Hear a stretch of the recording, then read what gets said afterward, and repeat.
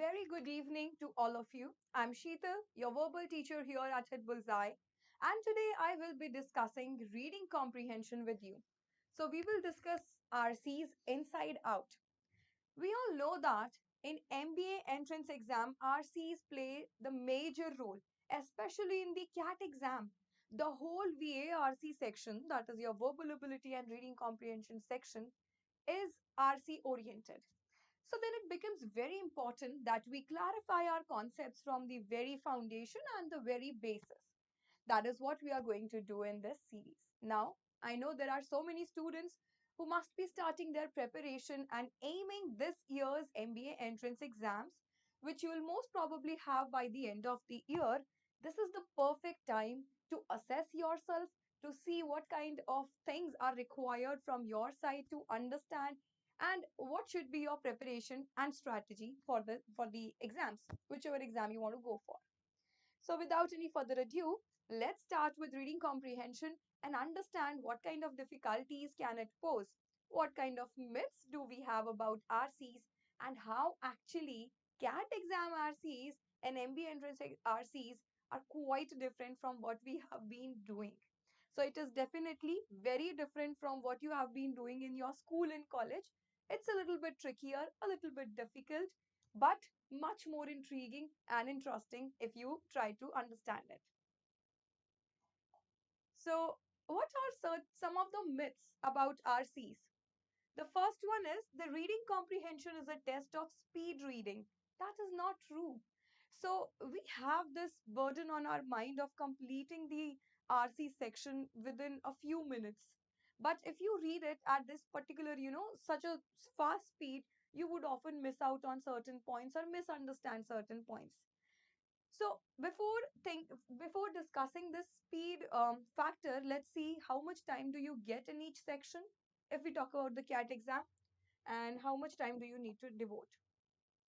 So this one myth I'm going to break today. See, in your VARC section, out of total 66 question of CAT exam, 24 will be of verbal ability reading comprehension. If we talk about the RCs, you will get 16 questions, 4 RCs with 4 questions each.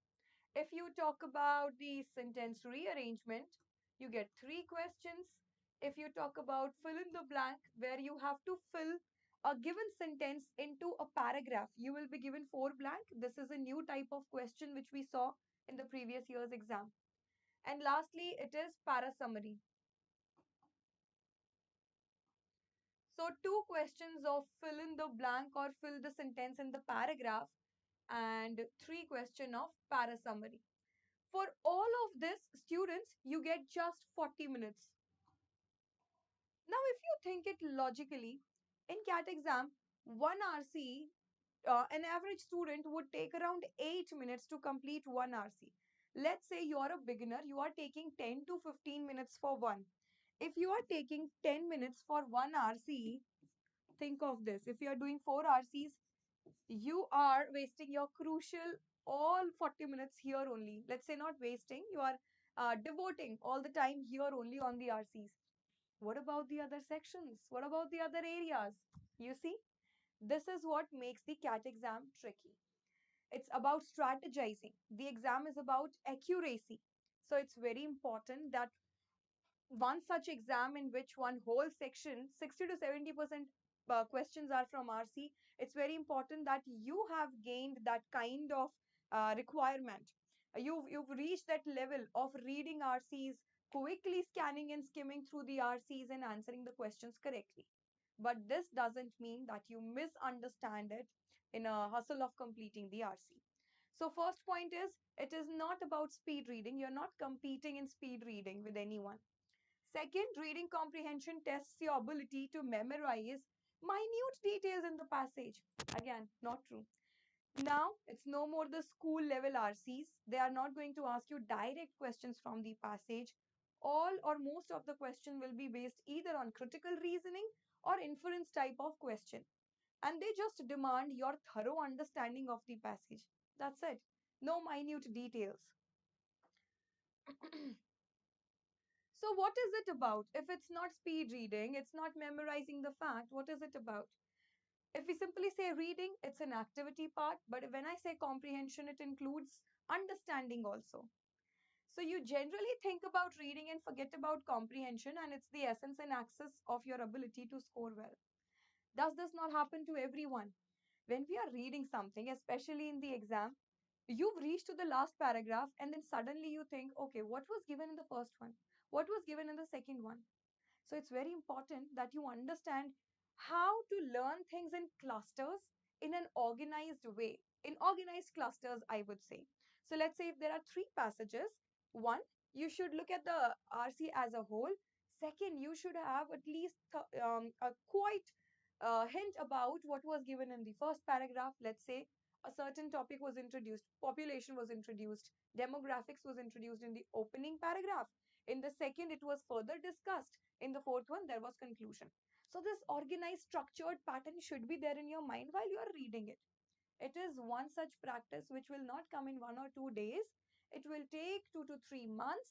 So it's very important that you read daily and you read from diverse sources on the daily basis. So, importance of this section. It can make us or break us. In Quant NDI, if you answered a question, you at least know you are going to score this much because you can easily tally the answer. But the nature of the verbal ability and reading comprehension section is very subjective in nature. You must be thinking that your answer is correct, but it might turn out to be something else. So that is what makes this section tricky. But trust me, escaping this section is not possible. Even if you escape it at this point of time in the written exam, how about your interviews? And once you are enrolled into MBA, English is always going to be there. So it's better start enjoying it, start speeding your attempts, right? So it covers 30 to 100% of the paper, depending upon the paper. Like if we talk about the CAT exam, 70% of the questions are from RCs. And the remaining question, be it para summary, be it sentence rearrangement, they are also very much same in nature, just as RCs. So it plays a major role in selection. Again, at your written level exam also, in your interview also. So let us see some actual CAT questions. And this is no way meant to scare you. It's very important that we know the reality. It's very important that we know what we are going to face. So we will quickly see what kind of passages can there be. I have picked two passages from slot 1 of 2022 CAT exam just to have an idea of, okay, this is the benchmark. I have to reach there. I know it might seem difficult today, but step by step we will definitely reach at this level. So just to show you what kind of RCs can there be, it's just one paragraph of the first RC that you had in slot 1.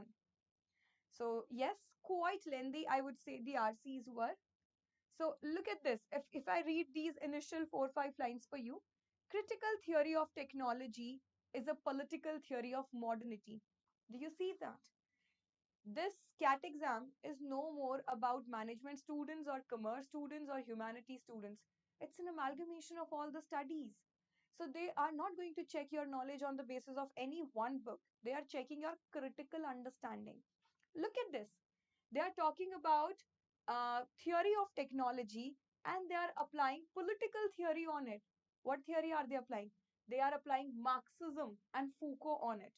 Let's say if you've never heard the name Marx, which is so common, and Marxism comes almost in every subject, it would definitely become difficult. But for a student who must have heard or read something about Marxism or Foucault, maybe on Aeon Digital or maybe on some other blog site, would easily understand it because 50% work is already done. He knows what Marxism is. Okay, so Marxism is applied on technology. All right, so this is what it is going to be about. So, this is the reason I keep saying diversify your reading. Start from the easy topics and then you'll definitely reach this level. So, later on, you can pause the video and see what kind of passage it was. I have one more. Look at this.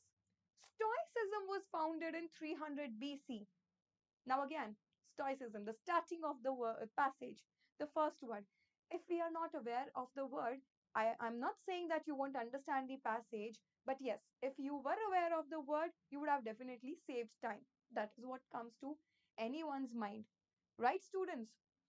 So it's important that you diversify your reading. I'm saying this again and again. And the purpose of showing these first paragraphs of two passages was the same. It wasn't to scare you, because be it anyone, we are all into, our graduation courses. We are all very busy. I know that reading is not something we 21st century students do, right? I know we get all the things ready made. We want instant gratification from all the social media and all that, but when you're going for the MBA course, it definitely requires certain level of language, your hold or your grasp over the language. And it's not difficult. It's just about bringing in that habit of reading. So start with 20 to 30 minutes of reading daily. This is the only thing that is going to help you prepare for VARC. I'm saying this with my personal experience. So, what is the axis of this section?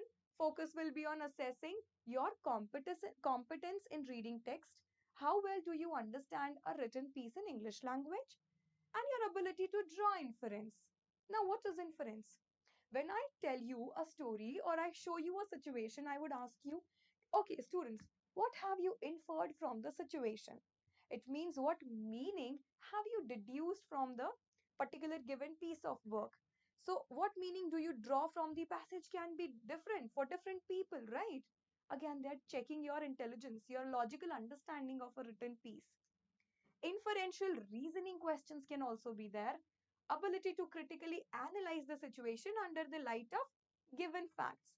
So it's easy because facts are all given to you. You should just be able to connect the dots and understand the piece. That is what CAT exam or any other MBA entrance exam is going to test in you. So the purpose is to check your analytical skill and not your cramming power. Okay, so here you can see one passage. Let's see what kind of challenges do we face and how much focus do we need to be in reading a passage. Quickly go through this paragraph. I'll move on to the next slide, to the next paragraph. And after showing you 4 slides, our passage will be done. I'll show you one question and let's see if you will be able to answer it or not. Quickly go through the passage and let me know in the chat box.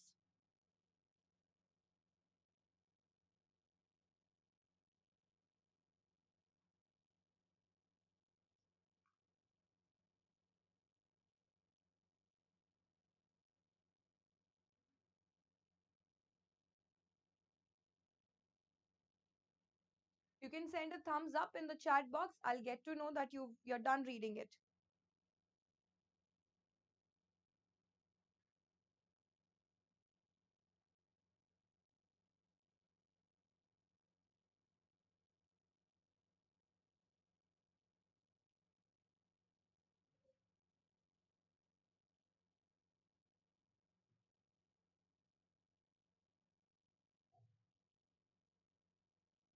Right. I think I shall move on to the next slide. Should I? So there you go.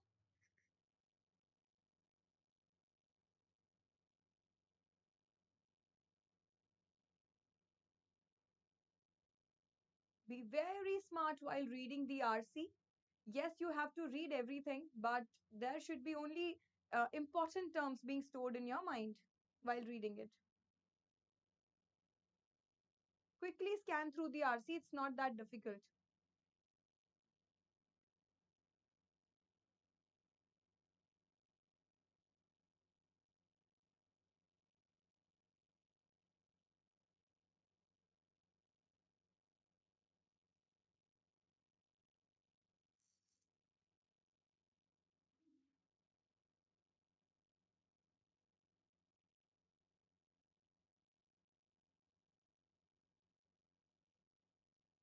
Yes, students, done reading it?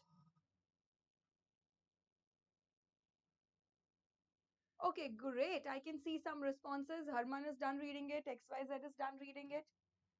Let's now move on to the next slide.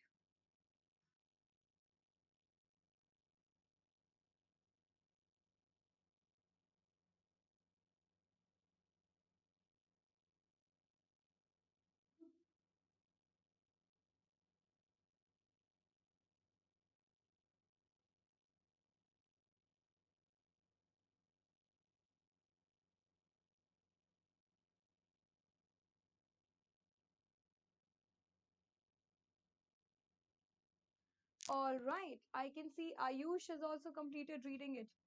So I think we are ready to see the question now. Let me just show you the question.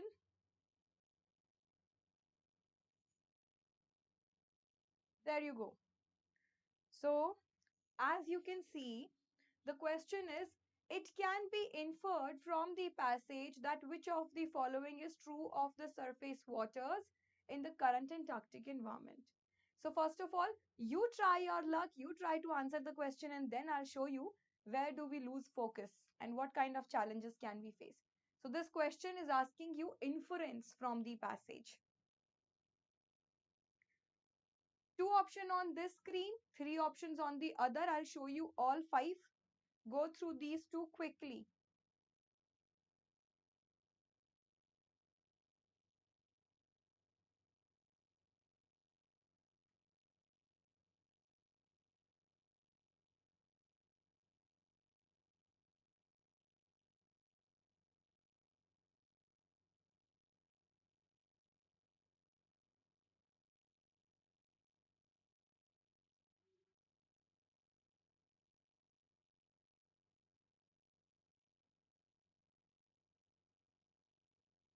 Right, let's see the other three options also.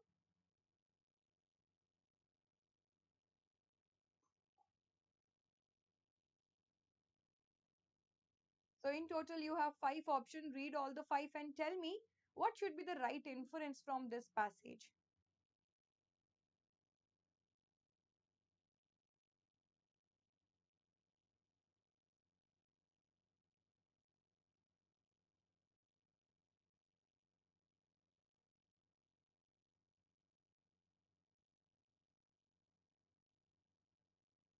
Drop in your answers quickly, students. Let's see who all are going to be able to answer it.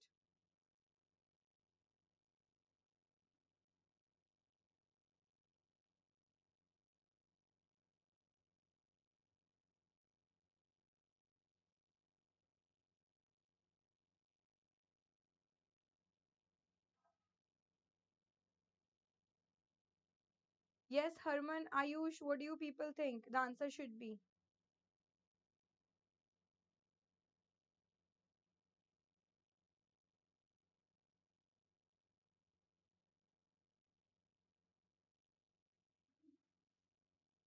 Okay, so let me just discuss the passage quickly with you. So the passage was about this oceanographer Douglas Martin's son, who states something quite contrary to what we have been listening since now. So we've been listening because of global warming, the temperature will increase, the glaciers will be less, and all that. But he is saying that by the increase of global warming, there won't be much change in the environment of the periphery of the Antarctic continent. So periphery are the borders. So he's saying that it is not going to affect the Antarctic environment too much. Drop in your answers. Still, I'm explaining the passage. Let's see. Come on, try your luck. It doesn't matter if your answers are right or wrong. I just want you people to try your luck and to try your wise guessing, you can say. Right? So now, inference is something that is not given in the passage. It is something that you deduce from understanding the passage. The whole passage was based on what would happen in future if global warming is to increase. If a melting of the ice is to increase, will it affect the Antarctic environment? And then he said that it won't affect it much. The reason or the logic that he gives here is, we know that Antarctic or ocean water is saline in nature. It has some salt. So when there is more ice, less water, in less water, the amount of salt will be same. So it's dense on the surface in the present situation. And it should be more likely to sink and stir up the deep waters because deep waters are light, they are heated up. They come up and surface waters goes down. But in future, when when the surface ice melts, there will be more water. In more water, the amount of salt will be same, which will make it less concentrated and less dense. If the surface water is less dense in future, it's least likely that it would sink and stir up the deep waters, because of which the temperature of the surface water will be maintained, because the water isn't going anywhere. It's not stirring up the deep water. But the examiner is very smart. He is asking us about the current Antarctic situation. The passage was about future, but what is the current Antarctic situation? And the current Antarctic situation is, answer should be third one, that they are more likely today to sink and stir up deep waters than they would be if atmospheric temperatures were to increase. So we all know that when surface water is heated up, it is more light and less likely to sink and stir up, right? So answer should be the third one. I hope this is clear. I hope you would have got some idea how to answer inference question. So this was, you can say, just a trailer. I just showed you one answer. There are certain types of question that you can see in RCs. 6 to 7 types of question are there, and I will discuss all of those questions one by one with you, if not in this live, probably in the other or after that. So stay tuned if you want to, get your concepts thorough about the RCs. So challenge is, what kind of challenge did we face? We faced lack in vocabulary and lack in jargon can pose much difficulty. If you do not know meaning of some significant words, you won't be able to understand the passage. If you don't understand the passage, you won't be able to critically analyze it. RCs are based on different areas. When I showed you certain examples in the beginning, passage on stoicism, passage on technology and its political aspect, that is something we haven't been exposed to. A student from commerce background, what would he understand of stoicism? Right? But it's your duty, it's your responsibility that before appearing for the MBA entrance exam, you must have at least diversified yourself, exposed yourself to different kinds of subject and read different kinds of things, not aware of different question types. So often the language of question might be difficult, but in total there will just be 7 to 8 types of question. So it's very important you understand the language and you know what are those basic types of question. Not aware of the pattern and level of difficulty of the exam. Another problem. We all do make these decisions in life that I'm going to go for this exam. I am ambitious about this exam before knowing the reality or taking a reality check, I would say. So it's very important that today you see the any MBA entrance exam that you want to go for, the previous year paper you should see, and then assess yourself, how much do I need to work? So the starting line is different for everyone. Acceptance is very important. You first accept it. Okay, these are my weaknesses. I'm going to work on it. You have ample time. So work on those weaknesses. Do not know what to read. Now, this is one such question which every student have in mind. So what you can do is, if you want to start with the newspaper, you can go with the Tribune, because Hindu would be difficult initially if you are not into reading. Apart from this, if you want to read in general articles, editorials or books, try to start with something that makes you feel comfortable. If you are someone who's into reading detective stories and thriller stories, you can read Sherlock Holmes, or you can read short stories, short thriller stories. So this would invoke your interest and this would build a habit of reading daily. After doing this, after a few days, when you know that you are daily devoting 30 to 40 minutes for reading, slowly and gradually move on to other areas. Let's say today I will read something from psychology. Maybe I will read something on Simon Freud. On the other day, let's say I'll read something about modernity and postmodernism. Some other day, I will read something about American African liberation movement or Black African liberation movement or something like that. So try to diversify your sources. It will give you such pleasure. Trust me, gaining knowledge, knowing about things gives a lot of satisfaction. And it will decrease that fear of appearing in the exam. So this is the right time to start your preparation. I hope I was able to give you some idea or show you some reality about how much do we need to work for this exam. But do not worry, we are with you in this journey of your preparation, and I'm pretty sure you're going to enjoy it. I'll be coming up with more such updates, more such knowledgeable stuff in these lives. So stay tuned and do not forget to like, share, and subscribe the channel. Thank you so much. Keep smiling and keep studying, all of you.